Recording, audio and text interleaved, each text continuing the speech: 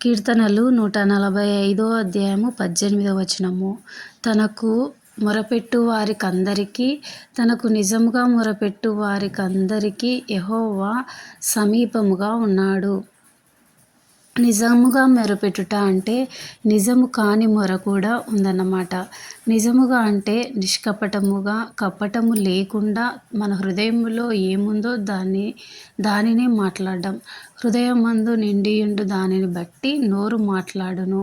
మత్తయి సువార్త 12వ అధ్యాయం 34వ వచనం. అట్లు కాకుండా హృదయంలో ఒకటి, పెదవులు మాట్లాడేది మరొకటి అయితే అది నిజమైనది కాదు, కపటమైనది. మనలో ఎక్కువ శాతం దీనికి చెందినవారము. నటించడంలో మనకు మనమే సాటి. హృదయంలో పచ్చగడ్డి వేస్తే బగ్గుమనేలా ఉన్నా పైకి మాత్రం షేక్ హ్యాండ్లు, ప్రైజ్ ది లార్డ్లు, వందనాలు వీటికి మాత్రం లోటులేదు.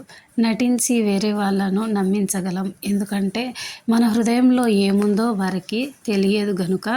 కానీ హృదయాంతరంగాన్ని ఎరిగి ఉన్న దేవుని దగ్గర నటించి ప్రార్థించే ప్రయత్నం చేస్తే మన ప్రార్థన తేలిపోతుంది. నీ హృదయంలో ఏముందో దానినే ప్రార్థించాలి. అయితే ప్రార్థించే ముందు నీ హృదయాన్ని సరిచేసుకోవాలి.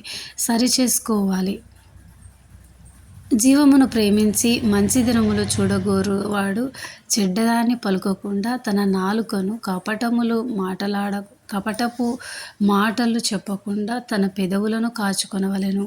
1 పేతురు 3వ అధ్యాయం 10వ వచనం. జీవము అంటే యేసు మార్గమును, సత్యమును, జీవమును. యోహాను సువార్త 14వ అధ్యాయము 6వ వచనము. జీవము అంటేనే యేసు ప్రభువు. ఆయనను ప్రేమించేవారు కపటమైన మాటలు చెప్పకుండా పెదవులను కాచుకొనవలెను.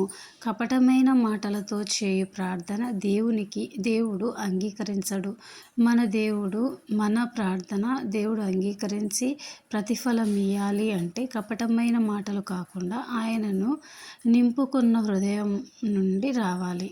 ఆమేన్.